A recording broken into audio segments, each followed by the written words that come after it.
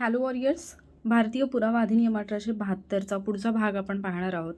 प्रकरण 2 जे आहे, जे की तथ्यांच्या संबंधितेविषयी आहे. त्या प्रकरण 2 मधली बरीचशी कलमं आपण यापूर्वी पाहिली आहेत. 17 ते 20 कलमं आपण रिसेंटली पाहिली आहेत. तर 17 ते 20च्या नंतर जी महत्त्वाची कलमं येतात त्याच्यामधले कलम 24 ते कलम 31, 24 ते 31 ही कलमं आपण पाहणार आहोत. तसं तर आपण पाहिलं तर कलम 17 ते 20 जे होतं ते होतं कबुलीशी संबंधित, ज्याला की आपण ॲडमिशन असं म्हणतो. मागच्या एका व्हिडिओमध्ये मी चुकून कबुलीला कन्फेशन म्हटली आहे, तर तिथे करेक्शन करून घ्या. मी व्हिडिओच्या डिस्क्रिप्शनमध्ये पण ते करेक्शन दिलेलं आहे. तर कबुली म्हणजे ॲडमिशन आहे आणि कबुली जबाब म्हणजे कन्फेशन असतं. तर कबुली जबाब जो आहे त्याच्याशी रिलेटेड असणारी जी कलमं आहेत, कलम 24 ते 31 ती आज आपण अभ्यासणार आहोत.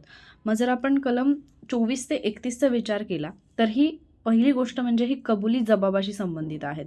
कबुली जबाब म्हणजे काय असतो तर कन्फेशन असतं आणि फक्त कबुली म्हणजे काय असतं तर ॲडमिशन. मग या कबुलीबद्दल जी कलमं आपण पाहिलेली आहेत, आपण पहिल्यांदा थोडक्यात रिवाईज करूया, देन आपण कबुली जबाबाकडे येऊयात. कलम 17मध्ये आपण पाहिलं होतं कबुलीची व्याख्या. कलम 17मध्ये आपण कबुलीची व्याख्या पाहिलेली. कलम 17 कबुलीचा खतरा. कलम 18मध्ये आपण काय पाहिलं होतं की जी पण कार्यवाही चालू आहे त्या कार्यवाहीतील जे पक्षकार आहेत आणि जे प्रतिनिधी आहेत त्यांच्या कबुल्या, ठीक आहे, त्याच्याबद्दल पाहिलं होतं. मग कलम 18 पक्षकार आणि प्रतिनिधींची जत्रा. त्याच्यानंतर कलम 19मध्ये आपण एक उदाहरण पाहिलं होतं कबीर, खली आणि गंगा यांचं. तर याच्यामध्ये गंगा तर म्हणते की माझं भाडं द्यायचं राहिले, खली काय म्हणतोय मला कबीरकडून भाडं आलेलं नाही आहे, आणि कबीर काय म्हणतो नाही गंगाने तर ऑलरेडी भाडं दिलेलं आहे. तर ती वाला केस जी होती ते जे उदाहरण होतं ते आपण अभ्यासलेलं होतं. सो कलम 19 दिलीच नाही मी फीज. याच्यामध्ये काय होतं की जो दावा आहे त्या दाव्यामधले जे पक्षकार आहेत त्या पक्षकारांच्या संबंधातलं जे स्थान आहे ते त्यांनी त्या व्यक्तीने, ज्या व्यक्तीचं दाव्यातल्या पक्षकाराच्या संबंधात स्थान आहे ते स्थान साबित करण्यात आलं पाहिजे आणि त्याच्याशी रिलेटेड जे कथन असेल ती म्हणजे कबुली असेल. आणि कलम 20 जे होतं त्याच्यामध्ये आपण घोड्याचं उदाहरण पाहिलं होतं. तर जर समजा दाव्यातल्या पक्षकाराने विशिष्ट व्यक्तीच्या संदर्भात तिचं नाव जर स्पष्टपणे सूचित केलेलं असेल तर त्या व्यक्तीचं कथन म्हणजे कबुली असेल. कलम 20 माहिती आहे त्या व्यक्तीस. तर कलम 24 जेव्हा आपण पाहतो, कलम 24मध्ये कबुली जबाब जो आहे तो कोणत्या परिस्थितीमध्ये अग्राह्य किंवा असंबद्ध असतो याच्याबद्दलची माहिती दिलेली आहे. मग इथे आपल्याला एक गोष्ट समजून घ्यायची की कबुली जबाब ग्राह्यही धरला जात असेल आणि ग्राह्य धरलाही जात नसेल, तर अशी कोणती सिच्युएशन आहे ज्यावेळेला तो ग्राह्य धरला जात नाही. तर जर आपण कलम 24चा विचार केला तर आपल्याला 3 कंडिशन पाहायला मिळतात की जर समजा अधिकार स्थानावरची जी व्यक्ती आहे त्या व्यक्तीने जर काही गोष्टींचा आधार घेऊन कबुली जबाब घेतला असेल. फॉर एक्झाम्पल तिने काय केलं, आरोपीस किंवा समोरील व्यक्तीस जर तिने प्रलोभन दिलेलं असेल किंवा धमकी दिलेली असेल किंवा वचन दिलेलं असेल, या गोष्टींचा वापर करून जर कबुली जबाब घेतला असेल तर तो असंबद्ध असतो, तो अग्राह्य असतो, तो ग्राह्य धरला जात नाही. म्हणजेच काय की समजा एक व्यक्ती आहे, या व्यक्तीवरती काही आरोप आहेत, ठीक आहे, हा आहे. अधिकारी काय म्हणतो त्याला, जो ऑफिसर आहे तो काय म्हणतो, त्यांनी त्याला एखादं प्रलोभन दिलेलं आहे किंवा धमकी दिलेली आहे किंवा वचन दिलेलं आहे. ला काय वाटतं की जर समजा मी खरी माहिती दिली तर माझ्यावरचं संकट टळेल, कारण हा अधिकारी त्याला तसं प्रलोभन देतोय किंवा वचन देतोय, आणि म्हणून जर कबुली जबाब देत असेल तर तो कबुली जबाब जो आहे तो ग्राह्य धरला जाणार नाही, तो अग्राह्य असेल. त्याच्यानंतर प्रलोभन देऊन म्हणजे काय, समजा अधिकारी काय म्हणतोय की तू जर खरी माहिती सांगितली तर म्हणजे तुला याच्यातून बाहेर पडण्यासाठी किंवा तुला जामीन मिळण्यासाठी मी मदत करेन. तर इथे काय झालं, अधिकाऱ्याने प्रलोभन दिलेलं आहे किंवा अधिकाऱ्याने धमकी दिलेली असू शकते. बऱ्याचदा आपण पाहतो की अशा केसेस पण घडतात की समजा जर तू नाही माहिती दिली तर मग तुझ्या फॅमिलीला किंवा तुझ्या जवळच्या व्यक्तीला त्रास दिला जाईल किंवा त्याला पण याच्यात अडकवलं जाईल, त्याला पण अरेस्ट केलं जाईल. ही एक प्रकारची धमकी झाली. किंवा वचन दिले, त्याला म्हणजे प्रॉमिस केलं कुठल्या तरी गोष्टीसाठी की तू हे कर, म्हणजे तू आम्हाला सगळी माहिती दे, मग तुला बाकीच्या बाबतीत मदत करण्याचं वगैरे, किंवा इतर कुठल्याही गोष्टीचं वचन दिलं असेल. तर अशा संदर्भाने म्हणजे प्रलोभन, धमकी, वचन यांचा प्रभाव असल्यामुळे किंवा जर आरोपीला असं वाटलं की मी म्हणजे कबुली जबाब देत आहे आणि या कबुली जबाब देण्यामुळे मला काहीतरी फायदा होऊन माझ्यावरचं संकट टळेल, या कंडिशनमध्ये जर याने कबुली जबाब दिला तर तो असंबंध असेल, तो ग्राह्य धरला जाणार नाही. हे व्यवस्थित लक्षात ठेवा. मग आपण थोडंसं जर हे लक्षात ठेवण्याचा प्रयत्न केला तर तुम्ही असं इथे पाहू शकता, 2 इमेजेस तुम्हाला दिसतात.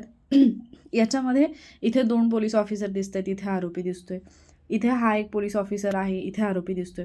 तर तुम्ही असं लक्षात घेऊ शकता की हे काय करतायत, पोलीस अधिकारी याला धमकी देत आहेत. हे रागामध्ये दिसतात ना दोघे, तर ते म्हणतात की सांगतोस की 2-4 फटके लावू, सांगतोस की 2-4 फटके लावू. म्हणजे इथे त्यांनी काय केलं आहे, धमकी दिली आहे. ठीक आहे, धमकी दिली आहे. आणि मग या धमकीला घाबरून यांनी कबुली जबाब दिला, यांनी कन्फेस केलं, कन्फेशन दिलं, त्याचं कबुली जबाब दिला. तर ते ग्राह्य धरलं जाईल का, नाही. किंवा इथे आता हा अधिकारी पण थोडा सॅड दिसतोय, हा पण दिसतोय. मग अधिकारी काय म्हणतो की जे काही आहे, जे काही तुला माहिती आहे ते खरं खरं सांग, तुला मी 2-4 हजार रुपये देतो, 2-4 हजार रुपये देतो. म्हणजे इथे त्यांनी प्रलोभन दिलेलं आहे किंवा तो त्याला तसं प्रॉमिस पण करतोय. तर काय होईल, यांनी जो कबुली जबाब दिला आहे तर तो कबुली जबाब ग्राह्य धरला जाणार नाही. म्हणजेच इथे तुम्हाला 2-4 काठ्या किंवा 2-4 हजार, 2-4 lakh, what ever it is, त्याच्यावरून तुम्ही लक्षात ठेवू शकता की 2-4 म्हणजे 24 कलम जे आहे ते प्रलोभन, धमकी, वचन याच्याशी संबंधित आहे. आणि या कंडिशनमध्ये जर आरोपीने कबुली जबाब दिलेला असेल, कन्फेशन दिलेलं असेल, तर ते ग्राह्य धरलं जात नाही. ठीक आहे, ही होती पहिली कंडिशन. त्याच्यानंतर पुढचं जे आहे, आता 24 पाहिल्यानंतर आपण 28 पाहणार आहोत. कारण ज्यावेळेला तुम्ही 24 कलम पाहता, 24 कलममध्ये आपण प्रलोभन, धमकी, वचन यांच्या प्रभावामुळे दिलेला कबुली जबाब आहे. पण 28मध्ये आपण काय पाहतो, प्रलोभन, धमकी, वचन यामुळे जो झालेला मनावरती परिणाम असतो, तो परिणाम संपूर्णपणे नाहीसा झाला आणि त्याच्यानंतर जर कबुली जबाब दिला तर तो कबुली जबाब मात्र असंबंध होणार नाही किंवा तो कबुली जबाब संबंध असतो, ग्राह्य धरला जातो. मला याच्यामध्ये एक गोष्ट लक्षात घ्यायची, समजा हा व्यक्ती आहे, हा जेलमध्ये आहे, याला काय केलं, पोलीस अधिकाऱ्यांनी काहीतरी हे केलं, म्हणजे लालच दाखवली, त्याला कुठलं तरी हे केलं, काय म्हणतो आपण त्याला, प्रलोभन दिलं किंवा मे बी त्याला धमकी दिली किंवा त्याला वचन दिलं आणि त्याच्यामुळे यांनी काय केलं, त्याचं जे कन्फेशन आहे ते दिलं. त्यांनी काय केलं, त्याचं कन्फेशन दिलं, म्हणजे त्यांनी कबुली जबाब दिला. पण नंतर काय झालं की त्याला घरच्यांशी बोलायला अलाउड केलं आणि तो ज्यावेळेला घरच्यांशी बोलला त्यावेळेला घरच्यांनी सांगितलं की अरे बाबा असं काही करू नको, पोलीस लोक गोड बोलून सगळं काढून घेतील आणि परत काय होणार नाही, तू विनाकारण अडकशील. मग याच्या लक्षात आलं की अरे नाही, म्हणजे पोलिसांनी जे काही याच्या मनामध्ये भरवलं होतं की आम्ही असं करू आणि याला जी काही खात्री पटली होती, तर हा परत भानावरती आला की नाही नाही मला हे करायचं नाही. मग ज्यावेळेला तो परिणाम त्याच्या मनावरचा नाहीसा झाला आहे, जो की पोलिसांनी त्याला सांगितलेलं होतं, तो परिणाम नाहीसा झाल्यानंतर जो तो कबुली जबाब देईल तो मात्र ग्राह्य धरला जाईल.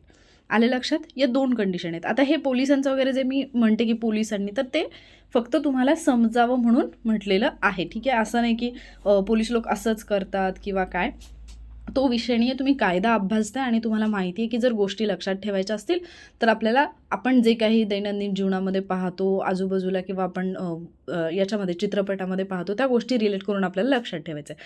सो 2-4 काठ्या मारल्यानंतर उत्तर देशील का किंवा 2-4 काठ्या मारेन, हे जे आहे ती धमकी आहे, म्हणजे प्रलोभन, धमकी, वचन याच्या प्रभावाखाली जर जबाब दिला तर तो संबंध नसतो.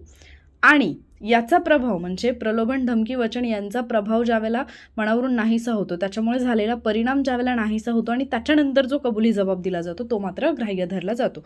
सो लाईननी हे 2 कलमं तुमच्या लक्षात राहतील, 24 आणि 28 हे नंबर्स तुमच्या लक्षातच राहतील, कारण 2च्या पटीतले आहे, 24 अधिक 4 28 आहे. कसेही केले कॅल्क्युलेशन तर हे 2 नंबर्स जे आहेत ते युजली तुम्ही जर असे डोळ्यासमोर पाहिले तर तुम्हाला लगेच आठवण्यासारखे नंबर्स आहेत. त्याच्यानंतर पुढचं कलम आपण पाहूयात, कलम 25 आहे. कलम 25 काय म्हणतं की पोलीस अधिकाऱ्यांसमोर जर एखादा कबुली जबाब दिलेला असेल तर तोही ग्राह्य नसतो. मग तुम्ही पाहिलं असेल बऱ्याच मूव्हीजमध्ये वगैरे की जो कोणी गुंड असतो, जो कोणी डॉन असतो, तो एखादा खून करतो किंवा एखाद्या मोठ्या दंगलीमध्ये त्याचा समावेश असतो, बॉम्ब ब्लास्टमध्ये तो हे असतो, सहभागी असतो आणि तो काय करतो, पोलिसांसमोर येऊन म्हणतो की तुम मेरा कुछ नहीं बिगाड़ सकते, जो करना है कर लो, जो उखाड़ना है उखाड़ लो, आप मेरा कुछ नहीं कर सकते. का? कारण त्याला माहिती असतं की ज्यावेळेला आपण कोर्टापर्यंत जाणार आहोत तर कोर्टासमोर मी याच्यासमोर काहीही बोललो तरी कोर्ट ते ग्राह्य धरणार नाही. पोलिसांसमोर दिलेला कबुली जबाब हा ग्राह्य नसतो आणि त्याच्यामुळे ते जे आरोपी असतात ते त्या पद्धतीने बोलत असतात. मग तुम्ही हे पण बऱ्याचशा मूव्हीजमध्ये पाहिलं असेल की हिरो स्मार्ट दाखवतात, तो पोलीसवाला असतो, पण तो कायदा बाजूला ठेवतो आणि तो काय करतो, आरोपीला जे आहे ते कोर्टापर्यंत पोहोचवतच नाही. म्हणजे कधी-कधी काही हिरोंचे डायलॉग पण ऐकता ना तुम्ही, "ये तो तब होगा जब तुम कोर्ट पहुंचोगे." तुझी केस तर कोर्टापर्यंत जाऊच देणार नाही वगैरे. तर हे कशासाठी असतं? कारण जो आपला कायदा आहे, तो कायदा कशा पद्धतीने काम करतोय याच्यावरती सगळ्या गोष्टी डिपेंड आहेत. मग आपण ज्यावेळेला पोलीस अधिकारी म्हणतोय, तर या पोलीस अधिकाऱ्याच्या व्याख्येमध्ये कोण येतं? तर पोलीस अधिकारी म्हणजे पोलिसांप्रमाणे अटक करण्याचे ज्याला अधिकार आहेत, ज्याला अटक करण्याचे अधिकार आहेत, त्या सगळ्यांचा समावेश याच्यामध्ये येईल. ठीक आहे. त्याचबरोबर आता पोलीस अधिकाऱ्याच्या समोर एखादा जबाब दिलाय, तर तो तर ग्राह्य नाहीच आहे. समजा पोलीस अधिकाऱ्याच्या सानिध्यात, म्हणजे पोलीस अधिकाऱ्यासोबत गप्पा मारताना किंवा पोलीस अधिकाऱ्याच्या त्याच्यासोबत संपर्कात आला आणि त्याच्या सानिध्यामध्ये दिलेला कबुली जबाब, तोही ग्राह्य नसतो. ठीक आहे. त्याच्यानंतर ज्यावेळेला एका गुन्ह्यामध्ये एक व्यक्ती आहे, ती आरोपी आहे. ठीक आहे. एखाद्या गुन्ह्यामध्ये एक व्यक्ती जी आहे ती आरोपी आहे, तेव्हा पोलिसांनी जी काही कबुली दिलेली असेल ती त्याच्याविरुद्ध सिद्ध करता येत नाही. म्हणजे काय, की पोलिसांना थोडक्यात साक्षीदार होता येत नाही, की जरी त्या माणसाने समोर पोलिसांच्या ओरडून सांगितलं असेल. तुम्ही कधी पाहिलं आहे का, की एखादा गुंड आहे आणि पोलिसांसमोर ओरडून सांगितलं, की मी खून केला आहे. मग आता पोलिसांना तर सांगितलं, मग पोलीस कोर्टात जाऊन म्हणू शकतात नाही आणि माझ्यासमोर हे कबूल केलं आहे. मग पोलिसांसमोर जरी कबूल केलेलं असेल तरी ते त्याच्याविरुद्ध पोलिसांना सिद्ध करता येत नाही. ठीक आहे. कुठले कबुली जबाब आहेत जे अग्राह्य मानले जातात किंवा जे की मानले जाणार नाही, ते कबुली जबाब आपण समजून घेऊयात. एक तर पोलीस अधिकाऱ्यासमोर दिलेला जो हे असेल कबुली जबाब असेल, पण तो धमकीपोटी दिलेला असेल. धमकीपोटी म्हणजे पोलिसांनी धमकी वगैरे दिली, तर तो कबुली जबाब जो आहे तो अग्राह्य मानला जाईल, ग्राह्य धरला जाणार नाही. किंवा एखाद्या कनिष्ठ अधिकाऱ्यावरती दबाव येतोय वरिष्ठ अधिकाऱ्याकडून आणि म्हणून कनिष्ठ अधिकाऱ्याने कबुली जबाब दिलाय, तर तोही ग्राह्य धरला जात नाही. ठीक आहे. त्याचबरोबर कलम 25मध्ये, आता हे तर आपल्याला समजले की पोलीस अधिकाऱ्यासमोरचा कबुली जबाब ग्राह्य नसतो, पण त्याचबरोबर कलम 25मध्ये पोलीस अधिकाऱ्यांचे कुठले अधिकार असतात ते सुद्धा सांगितलेलं आहे, की एक पोलीस अधिकारी जर असेल तर त्याला कोणते अधिकार देण्यात आलेले आहेत कलम 25नुसार, तेही तुम्हाला माहीत असायला पाहिजेत. पहिलं तर आहे, त्यांना तपास करण्याचा अधिकार आहे. पोलिसांना तपास करण्याचा अधिकार आहे. त्याच्यानंतर एखाद्या प्रकरणामध्ये, एखाद्या केसमध्ये पुरावे गोळा करण्याचा अधिकार पण त्यांना आहे. त्याचबरोबर जो गुन्हेगार आहे त्याच्यावरती जर फौजदारी खटला दाखल करायचा असेल, तर तो फौजदारी खटला दाखल करण्याचा अधिकारसुद्धा पोलिसांना आहे. त्याचबरोबर जो आरोपी आहे त्याच्याविरुद्ध दोषारोपपत्र, ज्याला की तुम्ही चार्जशीट म्हणता, दोषारोपपत्र जे आहे ते दोषारोपपत्र तयार करण्याचा अधिकार त्यांना आहे. आणि त्याचबरोबर गुन्हेगाराविरुद्धचा अहवाल तयार करण्याचा अधिकारसुद्धा पोलिसांना आहे. अहवाल तयार करण्याचा अधिकारसुद्धा पोलिसांना आहे. कलम 25मध्ये पोलीस अधिकाऱ्याला कुठले अधिकार दिलेले आहेत? तपास करण्याचा अधिकार आहे, पुरावे गोळा करण्याचा अधिकार आहे, गुन्हेगारावर फौजदारी खटला भरण्याचा अधिकार आहे, आरोपी विरुद्ध दोषारोपपत्र तयार करण्याचा अधिकार आहे आणि गुन्हेगाराविरुद्धचा अहवाल तयार करण्याचा पण अधिकार आहे. सो कलम 24मध्ये आपण काय पाहिलं, की प्रलोभन, धमकी, वचन याच्यामुळे जो काही कबुली जबाब दिलेला असेल तो अग्राह्य असेल. कलम 28 आपण पाहिलं, प्रलोभन, धमकी, वचन याच्यामुळे मनावरती झालेला परिणाम ज्यावेळेला दूर होईल त्याच्यानंतर दिलेला कबुली जबाब हा संबंध असेल. आणि कलम 25मध्ये म्हटले की पोलीस अधिकाऱ्याच्या समोर जबाब दिलेला आहे कबुली जबाब, तर तो ग्राह्य असणार नाही. कलम 26 म्हणतं की पोलीस हवालतीत दिलेला जो कबुली जबाब आहे तोही ग्राह्य नसेल. 25 आणि 26मध्ये डिफरन्स काय आहे? 25मध्ये पोलीस अधिकाऱ्याच्या समोर आहे, मग तो पोलीस अधिकारी कुठेही असू शकतो, म्हणजे ठिकाण कुठलंही असू शकतं, पण तो पोलीस अधिकारी आहे, त्याच्या समोर दिलेला जो हे आहे जबाब आहे तो ग्राह्य असणार नाही. आणि पोलीस कस्टडीमध्ये, पोलीस हवालतीत असताना जो कबुली जबाब दिला जातो तो ग्राह्य नसतो. मग तुम्हाला असा प्रश्न पडेल की जर समजा पोलीस कस्टडीमध्ये असताना जर कबुली जबाब ग्राह्य नाही आहे, तर मग कस्टडी का मागितली जाते आणि मग त्यावेळेला जे काही कन्फेशन दिलं जातं किंवा त्यावेळेला आरोपी जे काही कबूल करतात ते कसं काय सिद्ध केलं जातं? तर या कलम 26ला एक अपवाद आहे. कलम 26ला एक अपवाद आहे आणि तो अपवाद आहे CRPC कलम 164चा. जर समजा आरोपीला तातडीने, म्हणजे लगेच अटक केल्यानंतर ताबडतोब न्यायालयासमोर हजर केलं असेल आणि जर CRPC 164 प्रमाणे त्याचा कबुली जबाब नोंदवून घेतला असेल, तर तो न्यायालयीन जबाब म्हणून लक्षात घेतला जातो. ठीक आहे. त्याला न्यायालयीन जबाब असं म्हटलं जातं. आणि कबुली जबाब 2 प्रकारचे असू शकतात न्यायालयीन. गैरन्यायालयीन म्हणजे जे की न्यायालयामध्ये न्यायालयासमोर जे केलं जाईल ते न्यायालयीन असेल, न्यायालयाच्या बाहेर इतरांसमोर जे काही कबूल केले जाईल तो हे असेल, बिगर न्यायालयीन असेल. तर न्यायालयासमोर जर असा कबुली जबाब नोंदवून घेतला असेल तर तो मात्र ग्राह्य धरला जाईल. सो कलम 25 पोलीस अधिकाऱ्यासमोर जो कबुली जबाब दिलेला आहे तो ग्राह्य नाही आहे. कलम 26 पोलीस हवालतीत असताना जो दिलेला कबुली जबाब आहे तो ग्राह्य नाही आहे. त्याच्यानंतर आहे कलम 27. कलम 27 पण इम्पॉर्टंट आहे. समजा आरोपीकडून काही माहिती मिळाली आहे, तर आरोपीकडून मिळालेली जी माहिती आहे त्यावरून किती भाग जो आहे तो शाबित करता येईल. आरोपीने खूप सगळं सांगितलं आहे, मग याचा अर्थ ते सगळंच ग्राह्य धरलं जाईल का? नाही. आरोपीने जी माहिती दिलेली आहे त्याच्यातल्या माहितीवरून किती भाग आहे जो की त्या घटनेशी किंवा जी काही केस आलेली आहे त्याच्याशी संबंधित आहे, तर तो किती भाग साबित करता येईल हे सांगितलेलं आहे कलम 27मध्ये. ठीक आहे. मग समजा एखादा आरोपी आहे तो पोलीस हवालतीमध्ये आहे, पोलीस कस्टडीमध्ये आहे आणि त्याच्याकडून काही माहिती मिळाली पोलीस कस्टडीत किंवा पोलीस हवालतीमध्ये असताना. आता ही जी काही माहिती आहे त्याच्यातला कुठला भाग जो आहे तो संबंध असेल किंवा कुठला भाग जो आहे तो साबित करता येईल. तर आत्तापर्यंत जे काही तथ्य उघडकीस आलेलं आहे, आलेलं आहे त्या तथ्याशी जो भाग संबंधित आहे, निसंदिग्धपणे संबंधित आहे, म्हणजे बिलकुल असा डाऊट नाही की अरे हे संबंधित आहे की नाही, त्याच्याशी जो संबंधित असणारा भाग आहे तेवढाच भाग जो आहे तो साबित करता येईल. हे लक्षात ठेवा. जो तथ्याशी संबंधित असणारा भाग आहे तेवढाच साबित करता येईल. त्याच्यानंतर आता समजा पोलीस हवालतीमध्ये आरोपीने पोलिसांसमोर एखादा कबुली जबाब दिलेला आहे. आपण काय पाहिलं कलम 26मध्ये पोलीस हवालतीमध्ये दिलेला जो काही कबुली जबाब असतो तो अग्राह्य असतो आणि त्याला अपवाद आपण पाहिलं CRPCचं कलम 164. पण जर समजा पोलीस हवालतीमध्ये एखादा आरोपी आहे आणि त्यांनी पोलिसांसमोर कबुली जबाब दिलेला आहे तर तो ग्राह्य ठरवायचा पोलिसांना, तर त्याच्यासाठी काही अटी आहेत की हा कबुली जबाब जो आहे, पोलीस हवालतीमध्ये दिलेला जो कबुली जबाब आहे तो कधी ग्राह्य धरला जाईल. तर एक, ती व्यक्ती जी आहे ती आरोपी असली पाहिजे, ही पहिली अट आहे. त्याच्यानंतर ज्या वेळेला त्या व्यक्तीने बयान दिलेला आहे त्यावेळेला तो पोलिसांच्या रखवालीत असला पाहिजे.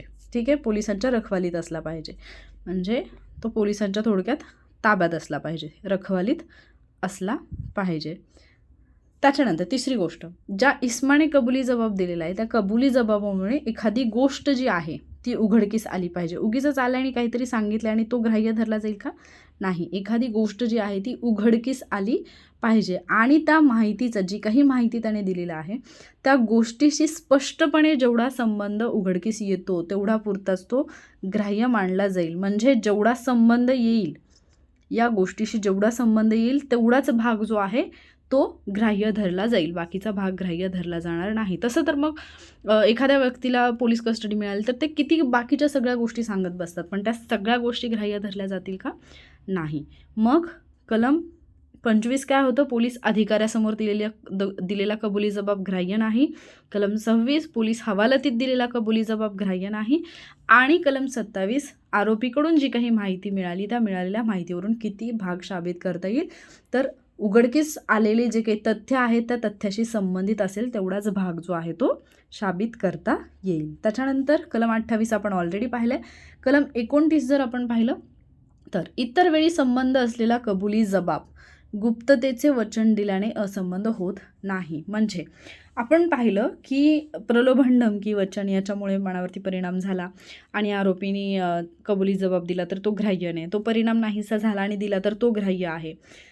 आता अशा परिस्थितीमध्ये ज्या वेळेला म्हणजे इतर कुठल्याही सिच्युएशनमध्ये जो पण कबुली जबाब संबंध आहे जो की ग्राह्य आहे, जो की मांडला जाऊ शकतो, तर इतर परिस्थितीमध्ये तो संबंध असेल तर केवळ त्या आरोपीला गुप्ततेचं वचन दिले म्हणून तो असंबंध होणार नाही. म्हणजे कसं की बऱ्याचदा माहिती काढून घेण्यासाठी त्यांना असं म्हटलं जातं समोरच्या आरोपीला की तुमचं नाव गुप्त ठेवलं जाईल किंवा याच्याबद्दलची माहिती तुम्ही दिलीत तर आम्ही तुम्हाला याच्यातून वाचवण्यासाठी सगळं काही बाकीच्या गोष्टी ज्या आहेत त्या बाहेर नाही पडू देणार, सिक्रेट राहील. तर केवळ म्हणजे बाकीच्या वेळेला जर तो जो कबुली जबाब आहे तो ग्राह्य ठरत असेल तर केवळ गुप्ततेचं वचन दिलेलं आहे म्हणून तो असंबंध होणार नाही. मग हे काय आहे की हे कुठल्या गोष्टीला लागू होईल, ज्यावेळेला बिगर न्यायालयीन कबुली जबाब आहे. बिगर न्यायालयीन कबुली जबाब आहे. तर बिगर न्यायालयीन कबुली जबाब जो आहे तो इतर वेळेला जर संबंध असेल, म्हणजे बाकीच्या कंडिशनमध्ये बसत असेल आणि तो संबंध असेल, तर तो गुप्ततेचं वचन दिल्यामुळे असंबंध होणार नाही. पहिली गोष्ट तर गुप्ततेचं वचन दिल्यामुळे तो असंबंध होणार नाही. दुसरी गोष्ट काय, त्याची जर फसवून कबुली घेतली पण ज्या वेळेला फसवून कबुली जबाब घेतलाय तो इतर बाबतीत तो संबंध ठरू शकतो, तर इथे पण तो संबंध ठरू शकतो. त्याचबरोबर ती व्यक्ती नशेत आहे, कबुली जबाब देणारी व्यक्ती नशेत आहे, नशेत असताना तिने कबुली जबाब दिला किंवा कबुली जबाब तिचा घेतलाय, तरीही तो असंबंध होणार नाही. त्याचबरोबर काही वेळेला असं असतं की ज्या प्रश्नांची उत्तरं द्यायची गरजच नसते. तुम्ही बऱ्याचदा मूव्हीजमध्ये पाहिलं असेल हे, की एखादा प्रश्न विचारलेला असतो, त्या प्रश्नाचं अपेक्षित उत्तर वेगळंच असतं, पण कधी कधी बोलत बोलत तो जो कोण व्यक्ती आहे तो बाकीचंच सांगत बसतो. म्हणजे त्या प्रश्नाचं उत्तर द्यायची गरज नव्हती, पण त्यांनी उत्तर दिलं आणि त्या उत्तरामध्ये अशी कुठली तरी गोष्ट उघडकीस आली जी तथ्याशी संबंधित आहे, तर तो कबुली जबाब जो आहे तो काय होईल, असंबंध होणार नाही, म्हणजे तो ग्राह्य धरला जाऊ शकतो. त्याचबरोबर असा कबुली जबाब देणं एखाद्या वेळेला कसं असतं, एखाद्या केसमध्ये की हा कबुली जबाब देणं तुमच्यावरती बंधनकारक नाही आहे, तुम्ही दिला तरी चालेल, नाही दिला तरी चालू शकतं, बंधनकारक नाही आहे. तसंच कबुली जबाबाचा पुरावा त्या व्यक्तीविरुद्ध वापरला पण जाऊ शकतो, अशी पूर्वसूचना त्या व्यक्तीला सांगितलेली नाही आणि तरीही त्या व्यक्तीने कबुली जबाब दिला. म्हणजे जो काही कबुली जबाब त्या व्यक्तीने दिला आहे तो देण्याची खरं तर आवश्यकता नव्हती, पण जर त्या व्यक्तीने दिला तर तो तिच्याच विरुद्ध वापरला जाऊ शकतो. अशी कंडिशन असताना, म्हणजे वापरला जाऊ शकतो असं तिला सांगितलेलं नाही, याच्याबद्दल कुठली पूर्वसूचना तिला दिलेली नाही आहे, म्हणून तो असंबंध होत नाही. आता याचा अर्थ काय होतो, ज्यावेळेला तुम्ही CRPC 164 वाचता त्यावेळेला तुमच्या लक्षात येईल की आरोपीला हे आधी सांगितलं जातं की तू जो काही कबुली जबाब देत आहे त्याचे परिणाम काय होऊ शकतात, हा तुझ्या विरुद्ध विचारात घेतला जाऊ शकतो, याच्यामुळे तू स्वतः पण अडकू शकतो, आणि त्याच्यानंतर त्याला चिकणे हे विचारलं जातं. मग जर समजा एखाद्या केसमध्ये त्याला असं सांगितलेलं नाही आहे, बिगर न्यायालयीन आहे, म्हणजे बिगर न्यायालयीन कबुली जबाब आहे आणि त्याला नाही सांगितलं की तू जे बोलतोय ते तुझ्याच विरुद्ध वापरलं जाईल, तरीसुद्धा तो संबंध असेल. कधी, जर तो कबुली जबाब इतर वेळेला संबंध असेल तर. हे होतं कलम 29. मग आता याच्यामध्ये जे उदाहरण दिलेलं आहे पुस्तकामध्ये ते जर आपण पाहिलं तर समजा आहे, अणी काय केलं आहे, बला पोटामध्ये चाकूनी भूक असले, आणि बला पोटामध्ये चाकूनी भूक असले. आता बनी काय केलं, अर्थातच आता आहे, हा ब आहे, आणि बला पोटात चाकूनी भूक असलं, बनी पण काय केलं, अला जखमी केलं, आणि अनी काय केलं, गेला डॉक्टरकडे, आणि डॉक्टरकडे जाऊन काय म्हटला की मी बला भूक असले, मी बला मारलेले. तर हा जे काही सांगतोय डॉक्टरला हा त्याचा कबुली जबाब असेल, तो त्याचा कबुली जबाब असेल, पण कसा असेल, बिगर न्यायालयीन कबुली जबाब असेल. आणि तो जर इतर केसमध्ये संबंध ठरत असेल तर केवळ तो डॉक्टरजवळ दिलेला आहे किंवा डॉक्टरने त्याला गुप्ततेचं वचन दिलं आहे किंवा डॉक्टरने वेगळ्या कुठल्या पद्धतीने तो घेतलेला आहे, म्हणून तो कबुली जबाब जो आहे तो अग्राह्य ठरणार नाही, असंबंध ठरणार नाही. हे आहे कलम 29. त्याच्यानंतर आहे कलम 30. एका आरोपीचा कबुली जबाब आहे तो इतर आरोपी विरुद्ध वापरता येतो, पण कधी वापरता येतो हे पण समजलं पाहिजे. जर समजा एकापेक्षा अधिक व्यक्ती आहेत ज्या की एकाच अपराधामध्ये त्यांची नावं आहेत, आणि जर या व्यक्ती ज्या आहेत त्यांची संयुक्तपणे संपरीक्षा चालू असेल, संयुक्तपणे म्हणजे सोबत, संयुक्त म्हणजे काय असतं, एकत्र, ठीक आहे, तर त्यांची ट्रायल चालू आहे पण एकत्रपणे चालू आहे. तर एका व्यक्तीने काय केलं, समजा याच्यात हे ब क आहेत, या तिघांना एका खुनाच्या आरोपामध्ये अटक आहे किंवा कुठल्याही इतर याच्यामध्ये अटक केलेली आहे. आता या तिघांचा ज्यावेळेला संपरीक्षा चालू आहे, तिघांची ज्यावेळेला ट्रायल चालू आहे, त्यावेळेला एकाने काय केलं, अनी काय केलं, त्याला माहिती आहे की याच्यामुळे मी पण अडकणार आहे आणि बाकीचे पण अडकणार आहेत, त्याने तसा कबुली जबाब दिला आणि जर तो साबित झाला तर तो यांच्याबद्दलसुद्धा, यांच्याविरुद्धसुद्धा वापरता येईल. म्हणजे तो एक पिक्चर आहे पहा, साऊथकडचा आहे, मी हिंदीमध्ये डब केलेला पाहिला आहे, की म्हणजे त्या एक मुलगी असते, ती गायब होते आणि मग ज्यांनी हे केलेलं असतं ते मोठे असतात, म्हणजे गुंडाचेच मुलं असतात, आणि त्यांनी तिचं हे केलेलं असतं, मर्डर वगैरे केलेलं असतं, आणि त्याचा एकमेव पुरावा असतो, एक CD असते आणि ती CD गहाळ होते. तर शेवटी हिरो काय करतो, तो RRR मधलाच आहे, मला त्याचं नाव पण नाही आठवत आहे आत्ता, तर तो काय करतो ना, धामू फिल्ममध्ये पण तो आहे, तो काय करतो ना शेवटी म्हणजे लास्ट मोमेंटला त्याच्याकडे कुठलाही पुरावा नसतो म्हणून तो म्हणतो, ज्यावेळेला त्याच्यासमोर ते आरोपी उभे असतात त्यावेळेला तो म्हणतो की मी पण यांच्यापैकीच एक आहे, मी पण हा गुन्हा केलेला आहे आणि माझ्यासमोरच हे सगळं झालेलं आहे, मी पण यांच्यासोबत सामील होतो. मग त्यावेळेला हा जे काही म्हणतोय त्यांनी जे काही कथन केलेलं आहे ते याच्या विरुद्ध पण विचारात घेतलं जाणार आहे, प्लस त्याचे जे साथीदार आहेत त्यांच्या विरुद्ध पण ते विचारात घेतलं जाणार आहे, त्याच्यामुळे त्यांना पण शिक्षा होऊ शकते. तर हा जो कबुली जबाब आहे तो जर साबित झाला तर तो यांच्या विरुद्ध सुद्धा वापरता येईल. आणि मग तुम्ही पाहिले की शेवटी ते कोण असतं, 3-4 लोक आणि तो हिरो असतो, तर त्या सगळ्यांनाच काय केलं जातं, फाशीची शिक्षा दिली जाते. पण शेवटी ते सत्य उघडकीस येतं, एक कॅसेट असते, काहीतरी होतं आणि मग त्याची फाशी जी आहे ती थांबवली जाते आणि बाकीचे जे आहेत ते मग मरतात. ते आपण फिल्ममध्ये पाहिलं. तर हे कधी होतं की जर समजा यांची संयुक्तपणे संपरीक्षा चालू असेल तर ते. पण जर समजा असं आहे की एका व्यक्तीचा खून झाला आहे, समजा गचा खून झालेला आहे, संपरीक्षा कोणाची चालू आहे, कची संपरीक्षा चालू आहे. आता क आणि खनी मिळून हा खून केलेला आहे समजा. तर गचा खून जो आहे तो क आणि ख म्हणजे क सोबत मिळून मी केला आहे असं ख म्हणतोय. ख काय म्हणतोय की गचा खून केला आहे पण माझ्यासोबत क पण होता. पण हे ख कधी म्हणतोय, ज्यावेळेला त्याची एकट्याची संपरीक्षा चालू आहे, संयुक्तपणे संपरीक्षा चालू नाही, अशा वेळेला म्हणतोय. तर न्यायालय खचं जे कथन आहे ते कच्या विरुद्ध विचारात घेणार नाही, कारण खची त्याच्याबरोबर संयुक्तपणे ट्रायल चालू नाही आहे. म्हणजे ख जरी म्हटला की मी आणि कणी मारलेला आहे तरी ते क विरुद्ध विचारात घेता येत नाही. कधी विचारात घेता येईल, ज्यावेळेला क आणि ख यांची संयुक्तपणे संपरीक्षा चालू असेल तेव्हा. हे आहे कलम 30. तर परत एकदा रिपीट करूयात आपण. कलम 25 पासून 24 आणि 28 लक्षात आहे. 24मध्ये प्रलोभन, धमकी, वचन याच्यामुळे दिलेला कबुली जबाब अग्राह्य असेल. कलम 28 प्रलोभन, धमकी, वचन याचा परिणाम मनावरून नाहीसा झाल्यानंतर दिलेला जो कबुली जबाब आहे तो संबंध असेल, ग्राह्य असेल. कलम 25 पोलीस अधिकाऱ्यासमोर दिलेला कबुली जबाब ग्राह्य नसेल. कलम 26 पोलीस हवालतीत दिलेला कबुली जबाब हा ग्राह्य नसेल. अपवाद आहे CRPCचं 164, हे लक्षातच ठेवा. त्याच्यानंतर कलम 27 आहे आरोपीकडून मिळालेल्या माहितीवरून किती भाग साबित करता येईल, तर तेवढा भाग साबित करता येईल जेवढा की तथ्याशी निसंदिग्धपणे संबंधित असेल. आणि त्याच्यानंतर कलम 28 होतं इतर वेळेला जर काही गोष्ट म्हणजे इतर वेळेला एखादा कबुली जबाब जर संबंध असेल तर केवळ गुप्ततेचं वचन दिल्यामुळे तो असंबंध होत नाही. जसं की अनी बला मारलंय, बनी पण अवरती हल्ला केला आहे, परत दवाखान्यात गेला आहे, डॉक्टरसमोर त्यांनी कबूल केलं की मी बला मारून आलो आहे, डॉक्टर काय म्हटला की कसं लागलं आहे सांग, मी कोणाला सांगणार नाही, गुप्ततेचं वचन दिलं डॉक्टरनी म्हणून अनी सांगितले, तर तो कबुली जबाब अग्राह्य होणार नाही. त्याच्यानंतर कलम 30मध्ये काय म्हटले, एका आरोपीचा कबुली जबाब इतर आरोपी विरुद्ध वापरता येईल कधी, ज्यावेळेला त्यांची संयुक्तपणे संपरीक्षा चालू असेल तेव्हा. हे झालं आपण कलम 24, 28, 25, 26, 27, 29 आणि 30. त्याच्यानंतर पुढचं कलम येतं कलम 31. कलम 31चं हेडिंग जसंच्या तसं लक्षात ठेवा. कबुल्या ज्या असतात किंवा कबुली जी आहे, ॲडमिशन जे आहे ते निर्णायक पुरावा नाही, म्हणजे कन्क्लुझिव्ह प्रूफ, जे की आपण कलम 4मध्ये पाहिलेलं आहे. कबुली म्हणजे निर्णायक पुरावा नाही आहे, तो फक्त कसा आहे, प्रतिष्ठंभात्मक, म्हणजेच त्याला प्रतिबंधात्मक असं पण आपण म्हणू शकतो. इस्टॉपल असतो तो, ठीक आहे, इस्टॉपल असतो.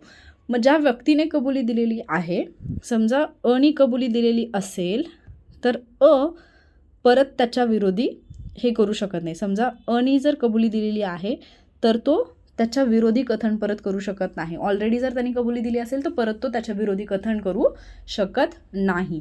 मग कबुली आणि कबुली जबाब याच्यामध्ये काय डिफरन्स आहे हे जर आपण पाहायला गेलो तर कबुलीमध्ये आपण पाहिलं होतं 17 ते 20मध्ये आपण कबुली जे अभ्यासलं आणि इकडे आता आपण 24 ते 30पर्यंत अभ्यासले. तर 17 ते 20मध्ये आपण काय पाहिलं की कबुली कोण देत होतं, दोन्ही पक्षकार देत होते, त्याचबरोबर संबंधित असणाऱ्या व्यक्ती पण देत होत्या कबुलीमध्ये. इथे कोण होते, पक्षकार होते. तिथे काय असं बंधन होतं का की आरोपीनेच दिलं पाहिजे म्हणून, नाही. पण जेव्हा आपण 24 पासून 30पर्यंत कलमा अभ्यासतोय तेव्हा आपल्या लक्षात एक गोष्ट आली की तिथे कुठेही असं म्हटलेलं नाही की साक्षीदार आलाय आणि त्यांनी साक्ष दिली आहे किंवा पक्षकार आहे त्यांनी बोललेलं आहे किंवा तिसरी व्यक्ती आहे जिचं नाव स्पष्टपणे सूचित केले आणि तिने येऊन सांगितले, नाही. 24 ते 30मध्ये आपण आरोपीबद्दल बोललेलो म्हणजे कबुली जबाब हा फक्त आरोपी देऊ शकतो. ॲडमिशन दोन्ही पक्षकार देऊ शकतात, पण कन्फेशन जे आहे ते फक्त आरोपी देऊ शकतो. त्याच्यानंतर कबुली जी असते, ज्या व्यक्तीने कबुली दिलेली आहे त्या व्यक्तीवरतीच बंधनकारक असते. कबुली त्याच व्यक्तीवरती बंधनकारक असेल ज्या व्यक्तीने ती दिलेली आहे. पण ज्यावेळेला आपण कबुली जबाबाबद्दल बोलतो तर सर्वसाधारणपणे ही आरोपीवरती बंधनकारक असेल. पण जसं आपण कलम 30 मध्ये पाहिलं की एका आरोपीने दिलेला कबुली जबाब दुसऱ्या आरोपी विरुद्ध सुद्धा वापरला जाऊ शकतो. पण कधी? ज्यावेळेला त्यांच्यामध्ये संयुक्तपणे संपरीक्षा चालू असेल तेव्हा. ठीक आहे. आता आणखी एक डिफरन्स आहे कबुलीमध्ये आणि कबुली जबाबामध्ये. कबुली जी आहे ना ती आपण पाहिलं की मगाशी आपण पाहिलं होतं की वादी, प्रतिवादी, त्याच्यानंतर कोणी केस केलेली आहे, कोणावरती केलेली आहे, मग ते फौजदारी असेल किंवा दिवाणीमध्ये आपण वादी प्रतिवादी बघतो. तर कबुली जी आहे ती फौजदारी तसेच दिवाणी न्यायालय दोन्हीकडे कबुली घेतली जाऊ शकते. पण कबुली जबाबाच्या बाबतीत आपण कुठेही असं पाहिलं नाही की जमिनीचा वाद आहे, प्रॉपर्टीचा वाद आहे. इथे आपण फक्त काय पाहिलं की अशा केसेस आहेत ज्या की फौजदारी आहेत. सो कबुली जबाब फौजदारीमध्ये येतो आणि कबुली जी आहे ती फौजदारी त्याचबरोबर दिवाणी न्यायालयामध्ये सुद्धा येते. ठीक आहे. तर याच्यामध्ये एक मुद्दा, एक सेंटेन्स जसंच्या तसं लक्षात ठेवायचं आहे की सर्व कबुली जबाब जे आहेत ते कबुल्या असतात. म्हणजे कबुली जबाब हा कबुली असू शकतो. सगळे कबुली जबाब जे आहेत ते कबुली असतात. म्हणजे जर आपण आपल्या मॅथ्सच्या भाषेत पाहिलं तर इथे आहेत कबुली जबाब. सर्व कबुली जबाब हे काय आहेत? कबुल्या आहेत. पण सर्व कबुली जबाब नाहीत. तर हे असंच्या असं लक्षात ठेवा.